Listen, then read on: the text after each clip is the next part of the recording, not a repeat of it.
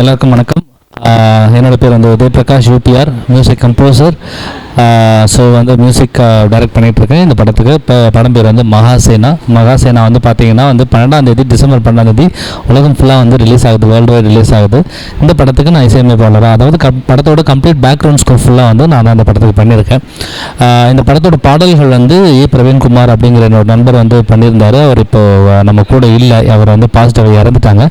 அவர் இறந்ததுக்கப்புறம் தான் கம்ப்ளீட் ஒரு படம் வந்து என்னோட நான் டேக் ஓவர் பண்ணேன். கம்ப்ளீட் வந்து பிஜிஎம் ஃபுல்லாகவே நான் அந்த படத்துக்கு நான் வந்து பண்ணியிருக்கேன். இந்த படம் வந்து டிசம்பர் 12 வேர்ல்டு வைட் ரிலீஸ் ஆகுது. நீங்கள் வந்து பார்த்தீங்கன்னா நீங்களாம் சந்தோஷப்படுவீங்க.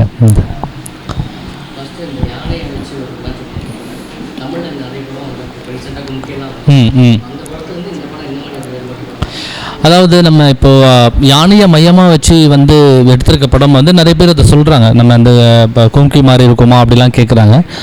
இது வந்து வேறுபட்ட படம் அப்படின்னா, இங்கே கடவுளும் நம்மளும் ஒன்று, அதாவது மிருகங்களும் கடவுளும் மனிதர்களும் கடவுளும் எல்லாரும் ஒன்று, சமநிலை, நம்மளாம் நினச்சாதான் கடவுள் அப்படிங்கிற இந்த கோட்பாடை தான் வந்து கதையாக வந்து கொண்டு வந்திருக்கோம். ஸோ அதனால் வந்து இங்கே செப்பரேட்டடாக வந்து அந்த மாதிரி நமக்கு தெரியாது. ஸோ நம்ம வந்து ஒரு கடவுளாக தான் நம்ம வந்து இந்த யானையை வந்து இந்த படத்தில் பார்க்க முடியும். சேலஞ்சிங்கான மியூசிக்கில் கேட்குறீங்களா? ஓகே. சேலஞ்ச் அப்படின்னு பார்த்தீங்கன்னா படம் ஃபுல்லாகவே வந்து சேலஞ்சாக தான் சொல்லணும். படம் ஃபுல்லாகவே வந்து சேலஞ்சிங்காக தான் இருந்தது. ஏன் அப்படின்னா வந்து ஒரு commercial out and out commercial மூவிக்கு வந்து நம்ம மியூசிக் பண்ணுறது கொஞ்சம் வேறு டிஃப்ரெண்ட் ஆகும். அதே மாதிரி இந்த மாதிரியான ஒரு கிராமம் சார்ந்த ஒரு பிளாட் இருக்கு இல்லையா, ஒரு கிராமவியல் சூழ்ந்த சுற்றுப்புற சூழ்ந்த ஒரு ட்ரைபல் சார்ந்த ஒரு பிளாட்டுக்கு வந்து மியூசிக் பண்ணுறது அப்படிங்கிறது வந்து சிம்பிள் டாஸ்க் கிடையாது. ஏன்னா அந்த மியூசிக் வந்து அந்த ட்ரைபல் சம்மந்தப்பட்ட இசையாகவும் இருக்கணும், அந்த கிராமத்தை சேர்ந்த ஒரு பண்பையும் வெளியப்படுத்தணும். அந்த மாதிரி நிறைய டாஸ்க் வந்து இருக்குது. இப்போ நம்ம கமர்ஷியலுக்கு சும்மா நம்ம ஏதாச்சும் ஒன்று பண்ணிட்டு போனால் கூட ஒர்க் ஆகிடும். அதுக்குள்ள வேலை இல்லைன்னு சொல்ல மாட்டேன், அதுலேயும் முக்கியமான வேலைகள் இருக்குது. ஆனால் அதை விட டாஸ்க் வந்து இந்த மாதிரி படங்கள் பண்ணும்போது ஒரு கருவை மையமாச்சு, இந்த மாதிரி கிராமப்புற கருவை மையமாச்சு பண்ணுற படங்களுக்கு கொஞ்சம் வேலையும் கொஞ்சம் ஜாஸ்தி. அதனால் எல்லா இடமுமே டாஸ்க்காக தான் இருந்தது. அண்ட் வந்து ஒரு பேக்ரவுண்ட் ஸ்கோர் அப்படிங்கிறது இப்போ மெஜாரிட்டி நம்ம என்ன நினைக்கிறோம் அப்படின்னா, மியூசிக் அப்படின்னா பாட்டு பண்ணுறது அப்படின்னு நம்ம வந்து நம்மளுக்குள்ள ஒரு தாட் ப்ராசஸ் இருக்குது. ஒரு சின்ன பெர்ஸ்பெக்டிவில் நம்ம சொல்லணும்னா, ஒரு 50 பாட்டு பண்ணுறதுக்கு சமம் ஒரு சீனுக்கு ஆர்ஆர் பண்ணுறது.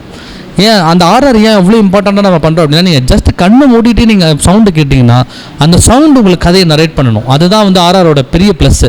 நம்ம சும்மா அந்த சீனுக்கு என்ன பண்ணணுமோ அப்படி பண்ணுறது கிடையாது ஆர்ஆர். நீங்கள் அப்போ பண்ண முடியுங்கன்னா, ஓகே இங்கே வந்து ஒரு லவ் ஜோடி வராங்க, நீங்கள் போகிறாங்க, அங்கே நடக்கிறாங்க, அங்கே ஏதோ நடக்குது, அந்த மாதிரி வந்து உங்களை வந்து அந்த சென்சேஷனை க்ரியேட் பண்ணுறது தான் ஆர்ஆரோட வேல்யூ. ஸோ அந்த விஷயம் வந்து பார்த்தீங்கன்னா இந்த படத்தில் நல்லாவே ஒர்க் ஆகிருக்குன்னு கூட சொல்லலாம். நான் பண்ணதுனால சொல்லலை, பார்த்தவங்க சொன்னதும் வச்சு சொல்கிறேன்.